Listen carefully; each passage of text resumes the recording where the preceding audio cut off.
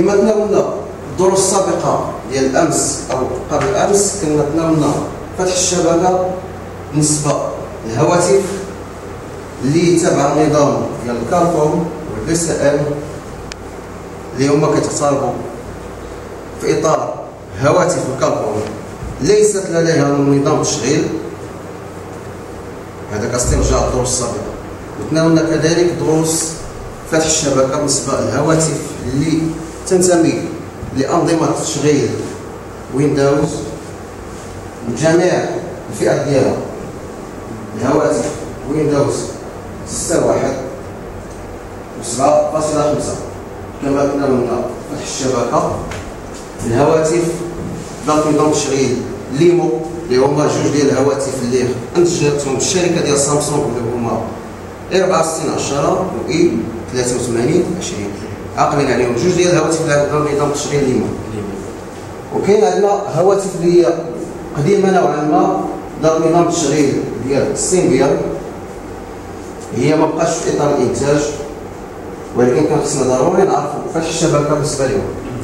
في اطار استتباع تتابع هذه الدروس، هذا النهار ندرسوا فتح الشبكه بالنسبه للهواتف ذات نظام تشغيل اندرويد، وهي هواتف مازال الشركه كتنتجهم وركزات عليهم بشكل كبير، وهما كيتعتبروا اللابيل او سميتو العلامه التجاريه اللي مستمره الشركه فيهم. وخصنا ضروري نعرفوا اولا فتح الشبكه، خصنا نعرفوا كيفاش اعداد فتح الشبكه، لان جميع الهواتف السابقه كنا كنتناول فتح الشبكه مباشره باستعمال برامج البوكسات. على سبيل المثال كان اما تورنادو ولا زيترا اكس. هاد البوكسات هادو كتكونيكتي التليفون وكدير الو، ولا كدير انفو كتقرا لي كود. قرا الكود كيعطيني اما الكود ماستر كود ولا كيعطيني الانسيكا نيتورك. ولكن الفرق بين هاد الهواتف والاندرويد ان الهواتف هادو ما عندهاش حمايه عن نظام التشغيل، العكس اللي عند الهواتف التي تنتمي الى فئه الاندرويد خصها ضروري واحد العمليه سابقه باش انني نتمكن فتح الشبكه. هو فكره عامه فتح الحمايه، هو حنا كنتناولوا كتقنيين بالنسبه لنا اللي كنخدموا في مجال الاصلاح، كنستغلوا فقط في مجال فتح الشبكه وبعض الاصلاحات المعينه. ولكن هو عموما هذه العمليه ديال الاعداد اللي كتسمح لنا فتح الحمايه اللي على نظام التشغيل، يمكننا من اجراء مجموعه ديال التعديلات والحصول على مجموعه ديال المزايا والايجابيات اللي كتحملنا منها الشركه اللي كتحمل نظام التشغيل ديالها. هذه العمليه كلها كتسمى في اطار تقني كتسمى عمليه الروت، والروت وهو عمليه الحصول على صلاحيات المستعمل الرئيسي للهاتف، تسمى تقنيا سوبر يوزر. سوبر يوزر يعني الى ترجمناها بالانجليزيه يوزر هو المستخدم، سوبر هو نقولوا حنا سوبر باينه اصلا شنو هي سوبر، هي مرتفع يعني المستعمل ديال المزايا المرتفعه، المدير العام. وهي خاصيه على سبيل المثال الصور هذه شنو هي سوبر يوزر، كتلقى ان عندنا برامج مثل سوبر سو، الشعار ديالو هكا اندرويد طائر، وعندنا الشعار ديال سوبر يوزر هنا ديال اندرويد وجوج الاعظام. هادو كبرامج الا لقيت انا في اي تليفون هذا البرنامج كنعرفوا مباشره ان التليفون راه مروت. ما لقيتش هذا الشعار هذا كنعرف التليفون ما مروتيش. ولكن في هذا الحد ذاته هذا البرنامج ماشي هو الروت، هذا البرنامج هو جيستيونير ماناجر مدير، فهو اللي كيدير العمليات.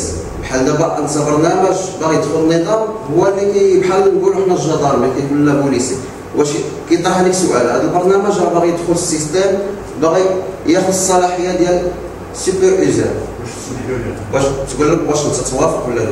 ولكن هو ماشي هو الروت، هو كمدير حنا كنعرفوه لانه متلازم. الا ما كانش هذا ما تيكونش الروت، واذا كان هذا كيكون الروت، اذا كنعرفوا متلازم.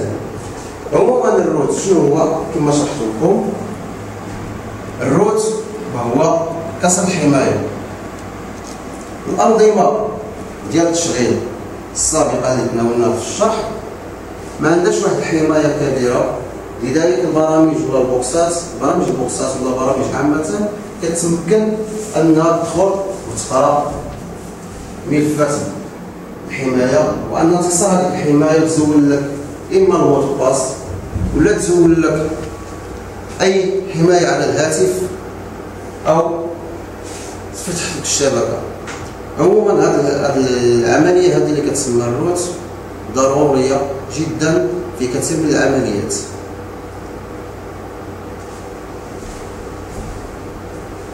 هي حنا بالنسبة لنا كتقنيا كنحصروها بفتح الشبكة، وبعض الإصلاحات النوعية تنقولوا حنا صيانة الشبكة وإصلاح الإيمايل، وبعض الأحيان السيريال نمبر ديال الهاتف إذا كان مضروب.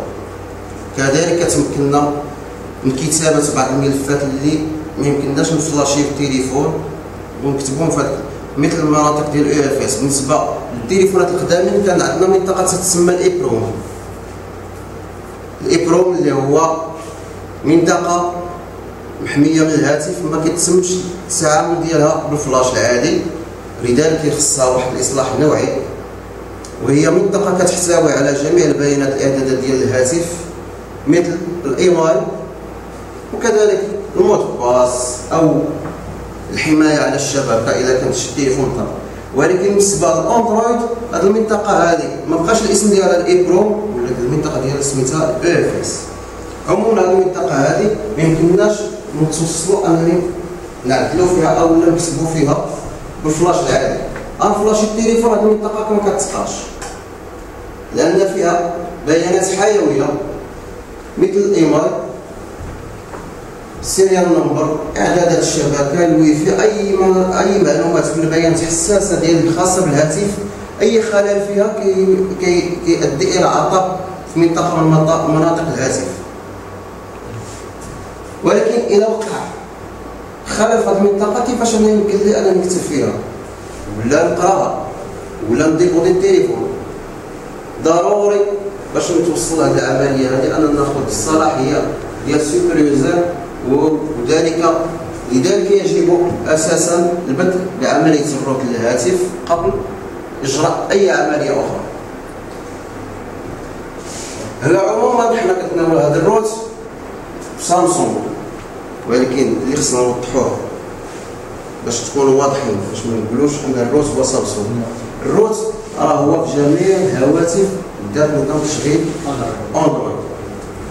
جميع الهواتف، يكون سامسونج، يكون هواوي، يكون الكاتيل، يكون HTC، يكون LG، اي هاتف عنده نظام تشغيل اندرويد الصوت بالضروره يتروزا باش يمكن لك تاخذ مزايا اكثر وتتعامل بليونه اكثر مع نظام التشغيل، يمكنك تعدل فيه. ولكن يجب الاحتراس، ان يجب عدم المغالاة، يعني ما تمشيش انت تبقى تطالي البرامج اللي انت ما عارفهاش، لان تقدر ان تقيس لك نظام التشغيل ديال الهاتف وتطفيه.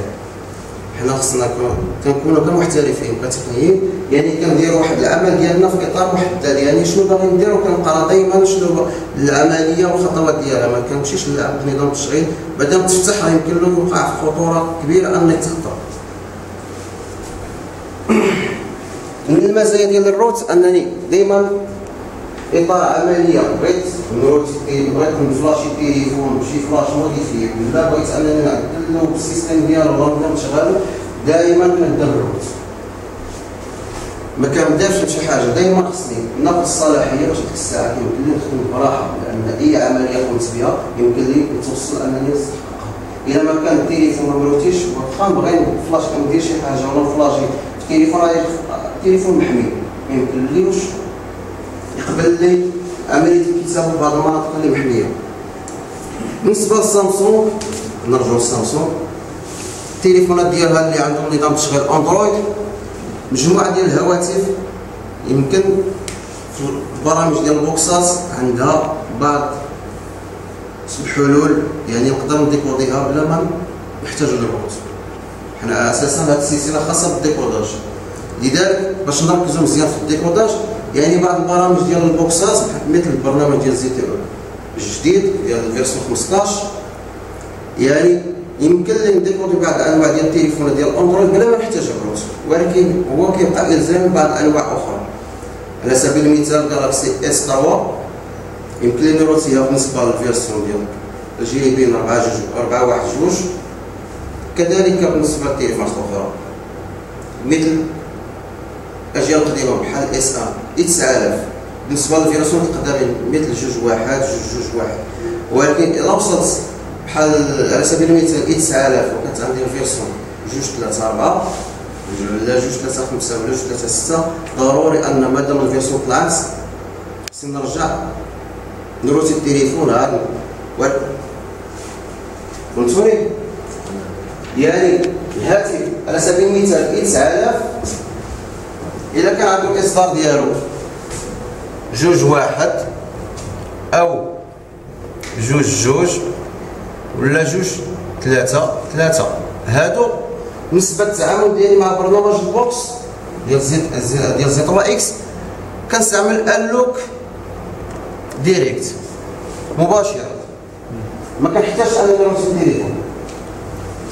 ولكن اذا كان عندي هاد اي 9000 وجاني فيه فيرسيون 2.3.4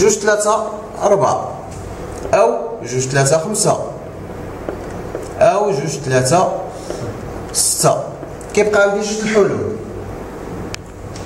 اما نروتي التليفون، اما نروتي التليفون الروت، او الفلاش. شنو غنفلاشي التليفون؟ التليفون خدام ناضي، علاش غنفلاشيه؟ غنفلاشيه علاش؟ باش نهبط له الفيرسيون. كان عندي التليفون 2.3.6 نقدر نفلاشي ب2.1، ما يبقالوش تعاطل. هنا مشكل بالنسبه لسامسونج، ما عندناش شي مشكل بالنسبه تغيير الاصدار، اما التنزيل ديالو نهبطو ولا نطلعو. هاد العمليه الا انا بغيت نديكود التليفون كنشوف الاسهل بالنسبه لي. الا كان عندي الروت اسهل نروتي التليفون، كان عندي الفلاش اسهل نفلاشي التليفون. يعني بالنسبه لي هو الغايه هو انني نديكودي التليفون. لقيت انني الروت يمكنني بسهل انني نروتي التليفون 1 دقيقه ولا نص دقيقه وشعل التليفون ونديكوديه، كنسبق الروت.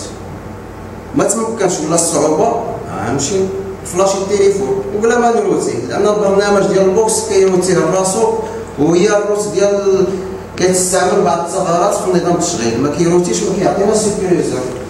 ملي نديكودي التليفون ما كيطلعليش سوبريزور، هو البرنامج كيستغل ثغره في نظام التشغيل وكيتمكن من اجراء عمليه فك الشبكه فقط. لمعرفه عمليه الروت كيفاش نقوم بها بعد دراسه طويله، يعني اصلا هذا المجال هذا خدات وقت كبير في التطور والبرمجه. كان المبرمجين اشتغلوا على تقنيات الروت مده طويله. كل تليفون كتخرجوا الشركه سامسونج كيلقاو له ثغره كيقوموا بعمليه الروت، كيخرجوا الروت، لان الروت ماشي مصطلح عام في اي تليفون، تستعمل نفس الحل نفس الطريقه، طرق مختلفه.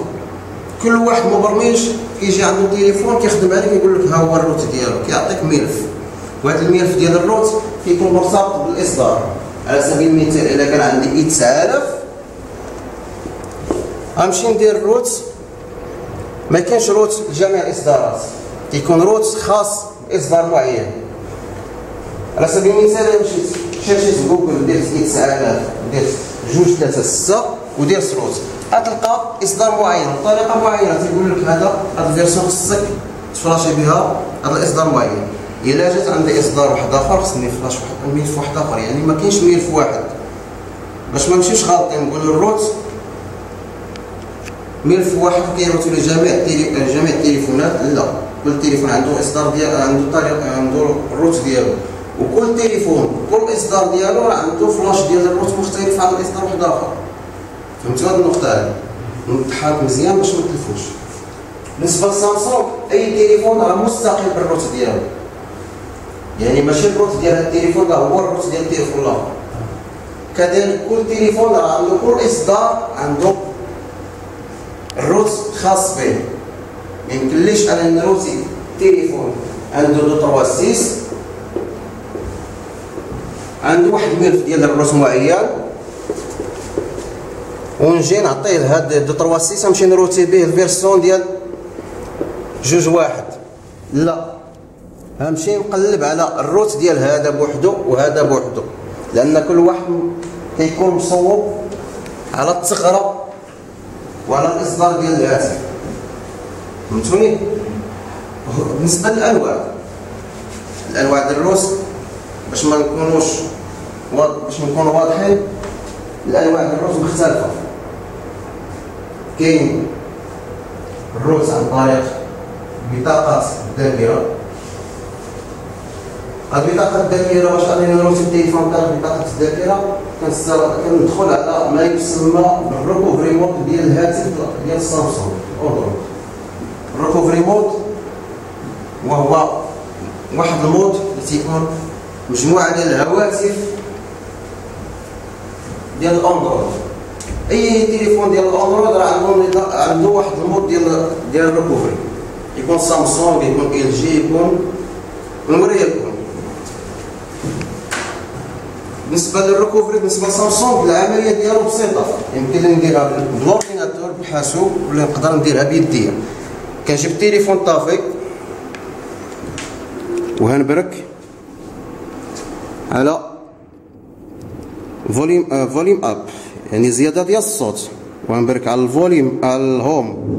هي مساله مختلفه من تليفون لتليفون، ولكن عموما العمليه الرئيسيه اللي كان مشهوره بزاف في التليفونات ديال الاندرويد هي هذه، هي الفوليوم اب، يعني زياده ديال الصوت، الهوم والباور. كنبرك على الباور على ما كيعطيني الضوء، وكنزول يدي. هذا ما عطانا شيء.